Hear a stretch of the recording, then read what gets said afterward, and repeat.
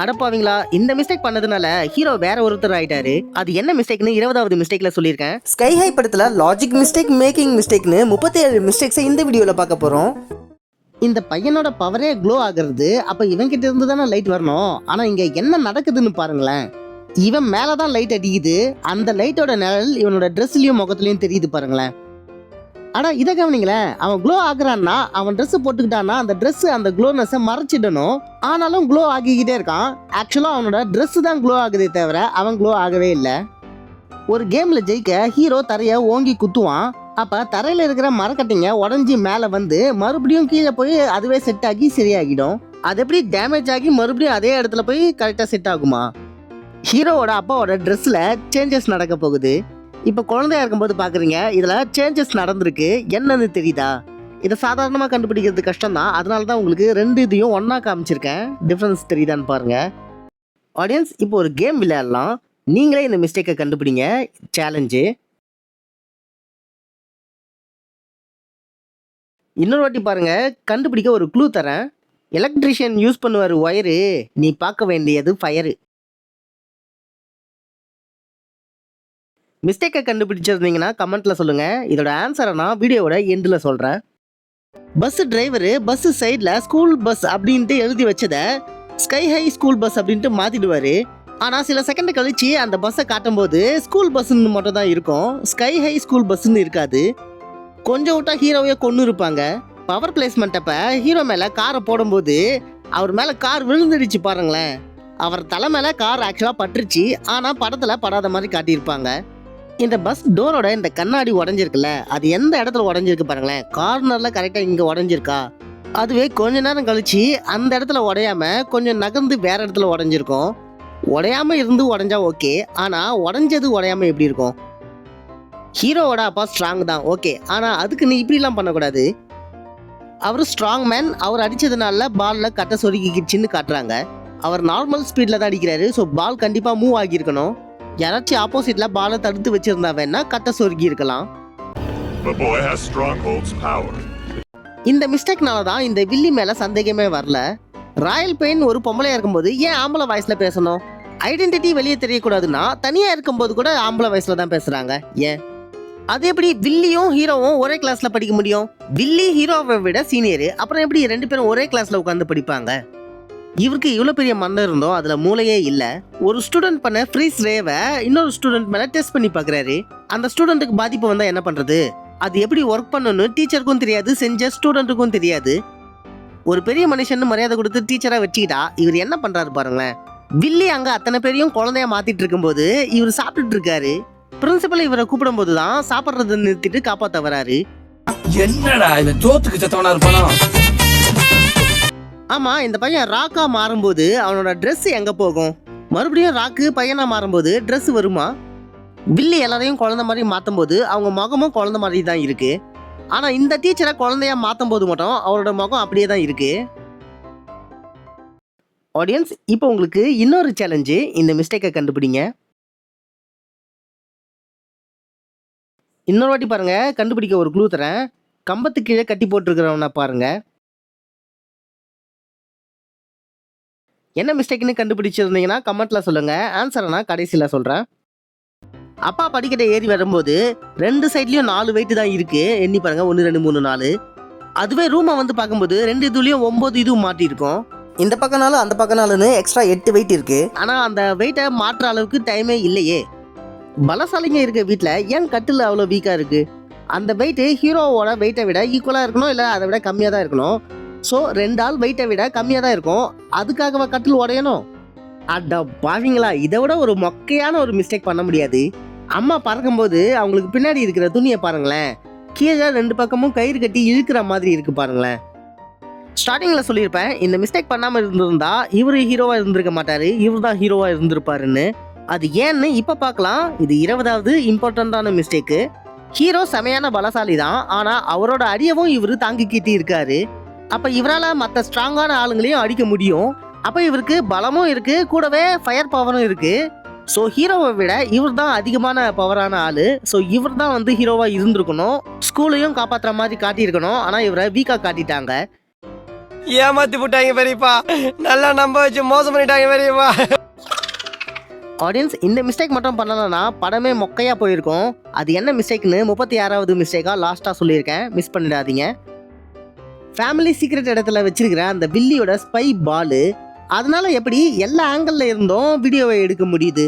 அதை சுற்றி ஃபுல்லாக கிளாஸ் பொருள் இல்லை, மெட்டல் தான் இருக்குது. அப்புறம் எப்படி வீடியோ எடுக்க முடியும்? இந்த வெயிட்டில் இருக்கிற ஷேடோவை பாருங்கள், அதில் தான் மிஸ்டேக் இருக்குது. இது முதல் ஷாட்டு, இதில் ஷேடோ நல்லா ஷார்ப்பாக இருக்குது. இது அடுத்த ஷாட்டு வேறு ஆங்கிளில் ஷேடோ ஸ்மூத்தாக இருக்குது. மறுபடியும் அதே இதில் ஷேடோவில் மிஸ்டேக் இருக்குது. இந்த ஷாட்டில் சன்லைட்டு அந்த வெயிட்டுக்கு மேலே தான், டாப்பில் தான் விழுந்திருக்கு. ஆனால் சில செகண்டில் அந்த வெயிட்டுக்கு பாதி வரைக்கும் சன்லைட் படுது. இதில் துணியில் தான் மிஸ்டேக் இருக்குது. அப்பா ஜெயிச்ச அந்த பாலை தொடச்சிட்டு அந்த துணியை லெஃப்ட் சைடு போட்டுடுறாரு. அந்த துணி அடுத்த ஷாட்டில் இந்த டேபிளில் இருந்திருக்கணும், ஆனால் இல்லை. இந்த யூஎஸ் ஃப்ளாகை நல்லா மைன்யூட்டாக கவனிங்க, கொஞ்சம் கஷ்டம்தான், நல்லா வாட்ச் பண்ணுங்க. இது அடுத்த ஷாட்டு. நீங்கள் அந்த மிஸ்டேக்கை நோட் பண்ணீங்களா? 2 ஷாட்டையும் ஒன்றா வச்சு காட்டுறேன். யூஎஸ் ஃப்ளாகோட அந்த நுனி மாறி இருக்கு பாருங்களேன். ஆடியன்ஸ், மறுபடியும் உங்களுக்கு ஒரு சேலஞ்சு, இந்த மிஸ்டேக்கை கண்டுபிடிங்க.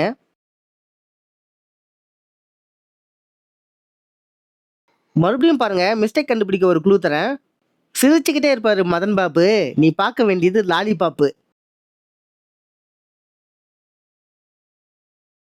மிஸ்டேக்கை கண்டுபிடிச்சிருந்தா கமெண்ட்ல சொல்லுங்க, வீடியோட எண்டில் ஆன்சரை சொல்கிறேன்.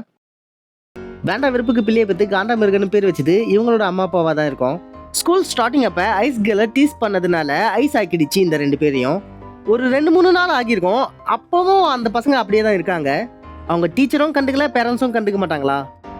அட இன்னொன்று கவனிச்சிங்களா? இவரோட தலை இவர் கைக்கு கீழே இருக்கா, ஆனால் கொஞ்ச நாள் கழிச்சு மேலே இருக்கு பாருங்களேன். பின்னாடி செவுத்துல குச்சி குச்சா மாட்டி வச்சிருக்காங்களே, இந்த ஆங்கிளில் இருக்கு. வேற ஆங்கிளில் காட்டும்போது அது இருக்க மாட்டேங்குது. ஆங்கிளை மாற்றி மாற்றி காட்டும்போது இந்த மிஸ்டேக் வந்துக்கிட்டே இருக்கு. இந்த ஆங்கிளில் இவங்க மேலே சூரிய வெளிச்சம் விழுறத பாருங்களேன், நல்லா ஸ்ட்ரைட்டாக தான் விழுது. இந்த இடத்துல கோடு போட்ட மாதிரி இருக்கு. ஆனால் அடுத்த ஷாட்டில் வேற ஆங்கிளில் காட்டும்போது வேற மாதிரி இருக்கு. அது மாதிரி ஸ்ட்ரைட்டாலாம் சூரிய வெளிச்சம் படலை. இதில் இவரோட கையை பார்த்துக்கோங்களேன். ஃபர்ஸ்ட் ஷாட்டில் கையை ஸ்ப்ரெட்டாக வச்சிருக்கிறாரு, ஒன்றா வச்சில்ல. ஆனால் டக்குன்னு அடுத்த ஷாட்டில் ஒன்றா தான் வச்சு பேசிகிட்டு இருக்காரு. இதில் லைட் போஸ்ட்டு மிடில் கட் ஆகிற மாதிரி காட்டுறாங்க. கீழே இருந்து அந்த டாப் வரைக்கும் கட் ஆகாமல் அப்படியே விழுற மாதிரி தான் காட்டியிருக்கணும். கீழே அட்டாச் ஆகியிருக்கிறதுனால போஸ்ட்டில் உடஞ்சிருது, ஓகே. ஆனால் மேலே எதுலேயும் அட்டாச் ஆகியில்லை, ஸோ அது உடஞ்சி இருக்கக்கூடாது. இந்த இடத்துல பில்லி கொடுத்த முத்தத்தில் மயங்கி ஹீரோ இந்த மிஸ்டேக்கை பண்ணிட்டாருன்னு நினைக்கிறேன். லைட் போஸ்ட் விழும்போது அந்த டாப் எட்ஜுக்கு கீழே தான் விழ போகிறாரு அவர். ஆனால் அடுத்த ஆங்கிளில் கட் பண்ணிட்டு காட்டும்போது அந்த டாப் எட்ஜுக்கு பக்கத்தில் தள்ளி இருக்கிறாரு. வில்லி அந்த ஜாய்ஸ்டிக்கை நகர்த்துறதுக்கும் அந்த ஸ்க்ரீனில் வர வீடியோவுக்கும் சம்மந்தமே இல்லை. ஸ்லோ மோஷனில் பார்த்தீங்கன்னா நல்லா தெரியும், ஜாய்ஸ்டிக்கை ஒரு இடத்துல நகர்த்தினா ஸ்க்ரீனில் வேற ஒரு இடத்துக்கு போகும். ஒரு வாட்டி முடிவு பண்ணிட்டேன்னா என் பேச்சை நானே கேட்க மாட்டேன். ஆடியன்ஸ், இப்போ உங்களுக்கு கடைசி சேலஞ்சு, இந்த மிஸ்டேக்கை கண்டுபிடிங்க. இன்னொரு வாட்டி பாருங்க, இந்த மிஸ்டேக்கை கண்டுபிடிக்க ஒரு க்ளூ தரேன். போலீஸுங்க தலையில் போடுவாங்க கேப்பு, நீ பார்க்க வேண்டியது கேப்பு. மிஸ்டேக்கை கண்டுபிடிச்சிருந்தா கமெண்ட்ல சொல்லுங்க, ஆன்சரை நான் இன்னும் கொஞ்ச நேரத்தில் சொல்ல போகிறேன். 36வது மிஸ்டேக்கு. இந்த மிஸ்டேக் மட்டும் பண்ணலைன்னா படமே மொக்கையாக போயிருக்கும் அப்படின்னு சொன்னேன்ல, அது என்ன மிஸ்டேக்னா, வில்லி ஒரு டெக்னோபாத், டெக்னாலஜியை கண்ட்ரோல் பண்ண முடியும். வில்லி தான் அந்த குழந்தைய மாத்திர பாசிஃபையரை கண்டுபிடிச்சது. வில்லி நினச்சா அதை மறுபடியும் ஈஸியாக கிரியேட் பண்ணியிருக்க முடியும். அதுக்கு ஏன் தேவையில்லாமல் கஷ்டப்பட்டு ஹீரோவா வலையில போட்டு சீக்கிரட்டான இடத்துல வச்சிருந்த பாசிஃபையரை ஆட்டையை போட்டு எதுக்கு இவ்வளவு தேவையில்லாமல் பண்ணணும்? அப்போதான் படத்தோட கதை நல்லா இன்ட்ரெஸ்டிங்காக இருக்கும்னு பண்ணியிருக்காங்க. இந்த ஷாட்டில் இந்த ஃபயர் ஸ்டூடெண்ட்டும் மெல்ட் ஆகிற ஸ்டூடெண்ட்டும் க்ளோஸாக தான் நிற்கிறாங்க. ஆனால் அடுத்த ஷாட்டில் ஹீரோவோட அம்மா அப்பாவை காட்டுறதுக்காக இவங்க 2 பேருக்கும் நடுவில் ஒரு ஆள் நிற்கிற அளவுக்கு கேப் இருக்குது. ஓகே, உங்களுக்கு சேலஞ்சஸ்லாம் கொடுத்துருந்தோம்ல, அதோட ஆன்சரை பார்த்துடலாமா? ஃபஸ்ட்டு சேலஞ்சுக்கான ஆன்சரு, ஒயரு ஃபயரு. பூமர் மேலே வாரன் பேசி நெருப்பு அடிச்சிடுவார். அப்போ பூமரோட ஷோல்டரில் நெருப்பு இல்லை, நல்லா பாருங்கள்.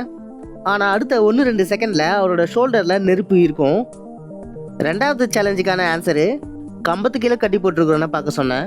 இந்த கரண்ட் போஸ்ட்டில் எலாஸ்டிக் பாய் நல்லா கட்டப்பட்டிருக்கிறாரு. ஆனால் அடுத்த ஷாட்டில் காட்டும்போது அவர் நார்மலாக தான் இருக்கிறாரு.